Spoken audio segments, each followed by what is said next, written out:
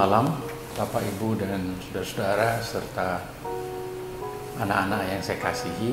Kita bersama-sama akan sejenak bersekutu dalam doa bersama. Mari kita masuki doa pembukaan. Kita berdoa. Tuhan, kami ingin merawat persekutuan kami dengan diri-Mu dan saling menguatkan di antara kami. Kiranya Engkau berkenan hadir dalam sabda-Mu yang mencerahi hidup kami dan yang menolong kami untuk menjalani hari-hari kami. Amin.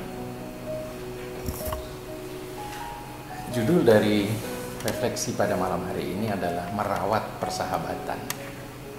Merawat persahabatan. Kita ingat misalnya sabda Yesus kepada para muridnya yang mengatakan, kamu adalah sahabatku jikalau kamu berbuat apa yang kuperintahkan kepadamu. Gitu kan? Nah, kita tahu saudara-saudara sekalian bahwa setiap relasi memerlukan perawatan. Kita mempunyai beragam relasi dalam hidup kita sehari-hari yang juga memerlukan perawatan. Tanpa perawatan, maka relasi-relasi itu hanya akan tinggal formalitas atau artificial, dalam bahasa Jawanya cetek gitu ya, dangkal gitu ya. Dan kontennya kosong atau relasi itu menjadi mati. Ada relasi persahabatan, ada relasi persaudaraan, ada relasi dalam satu tim pelayanan misalnya, atau relasi kerja, ada relasi dagang atau relasi bisnis, dan seterusnya. Banyak sekali relasi-relasi.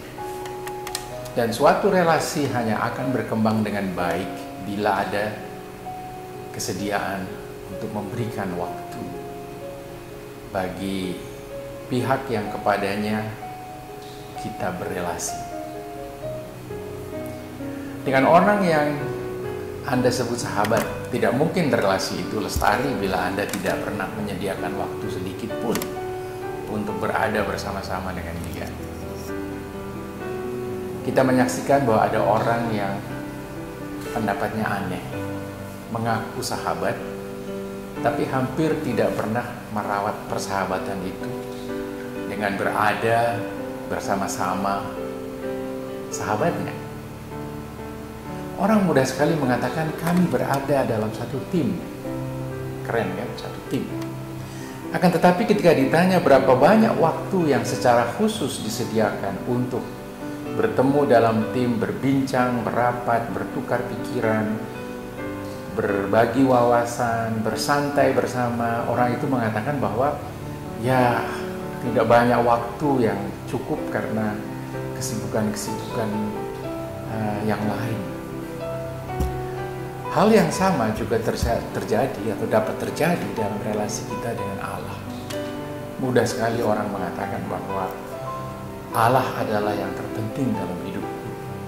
Akan tetapi ketika ditanya berapa banyak waktu yang secara khusus Anda sediakan bagi Allah, orang itu mengatakan bahwa ya kesibukan kami tidak memberi banyak waktu.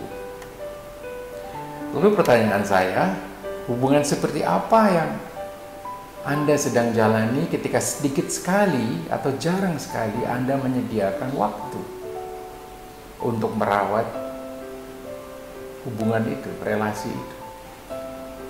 Kita lalu melihat bahwa dalam keadaan yang demikian, maka hubungan relasional antara kedua belah pihak menjadi dangkal, menjadi superficial, menjadi cetek, dan tidak berarti banyak bagi pihak yang mengaku berelasi. Itu sebabnya doa dan waktu khusus bagi Allah menjadi penting.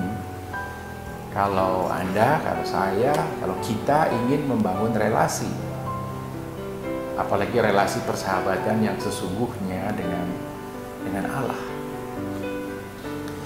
Memang benar bahwa doa-doa pribadi bukan satu-satunya cara untuk merawat relasi dengan Allah.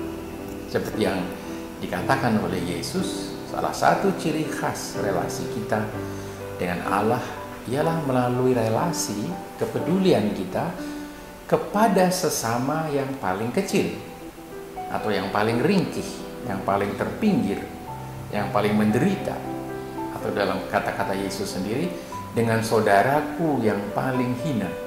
Matius 25 ayat 40. Anda dapat berjumpa dengan Allah di banyak kesempatan kalau demikian, bukan? Bahkan di banyak peristiwa, dalam pekerjaan, dalam ibadah, dalam lingkungan keluarga, bahkan dalam saat Anda membaca, Anda bisa bertemu dengan Allah di dalam apa yang sedang Anda baca dan menguatkan Anda, menyegarkan Anda, membuka wawasan Anda, mengakrabkan Anda dengan Allah. Begitu banyak kemungkinan perjumpaan dengan Allah. Dan seperti dalam setiap persahabatan, ada waktunya kita perlu menyediakan waktu untuk bertatap muka, berjumpa secara langsung dengan Allah, berjumpa secara langsung dengan sahabat kita. Seperti seringkali dapat dirasakan, kita perlu waktu untuk berbincang-bincang dengan seorang sahabat. Demikian juga dalam relasi kita dengan Allah, agar supaya kita pun, Anda pun dapat mendengarkan apa yang Allah hendak katakan kepada Anda secara pribadi. Asal Anda memang ingin memelihara dan memperdalam relasi Anda dengan Allah. Kita ingat nasihat dari Nabi Amos yang mengingatkan kita demikian. Mungkinkah dua orang bepergian bersama-sama tanpa berunding lebih dahulu? Amos 3 ayat 3 dalam terjemahan bahasa Indonesia masa kini. Artinya, mungkinkah orang melakukan sesuatu bersama-sama tanpa ada percakapan? Mungkinkah orang mengklaim relasi yang baik, persahabatan yang dalam, tanpa pernah atau jarang sekali bertemu dan berbincang-bincang? Bertemu sahabat dalam kendaraan umum atau di tempat kerja atau di suatu kelompok tertentu merupakan hal yang baik, tetapi kita tetap perlu menyediakan waktu secara serius ketika perhatian tidak terbagi pada hal-hal yang lain. Dan rupanya doa adalah seperti itu, memberi perhatian sepenuhnya kepada Allah. Berapa banyak waktu yang Anda sediakan untuk berjumpa, untuk bertemu, untuk berhadapan dengan Allah? Mari kita berdoa. Ya Allah Tuhan kami, di dalam karya penebusan oleh Yesus Kristus Putra-Mu, kami telah diangkat menjadi sahabat-Mu, suatu relasi yang sangat akrab. Namun kami sering melalaikan betapa pentingnya untuk merawat relasi khusus ini. Kami sering lebih tertarik untuk menggunakan waktu kami bagi hal-hal lain yang menyibukkan diri kami. Terhadap rekan-rekan sejawat kami pun, kami sering lupa memelihara relasi yang merupakan hal vital dalam keberhasilan pekerjaan dan tugas bersama kami. Ampunilah kami ya Allah, dan biarlah kami boleh melakukan dan mewujudkan apa yang kami katakan dan kami yakini, sehingga keyakinan kami terungkap baik melalui aktivitas maupun tercermin dalam karakter kami dengan lebih nyaring ketimbang melalui kata-kata kami. Demikian pun dalam masa yang kritis dan berat selama pandemi ini, ajarilah kami untuk mengungkapkan keyakinan iman kami secara lebih nyata melalui perbuatan-perbuatan konkret kami, ketimbang sekedar melalui kata-kata manis di tengah penderitaan yang sedang dialami oleh banyak orang, oleh kami semua juga.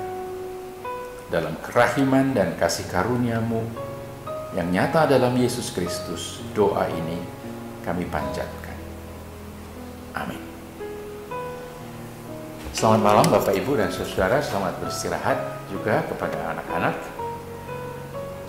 Tuhan menyertai Anda, dan kiranya besok pagi kita boleh bangun dari istirahat dengan kesegaran yang baru, dengan semangat yang baru, dengan harapan yang baru untuk menghadapi tantangan yang terhampar di hadapan kita.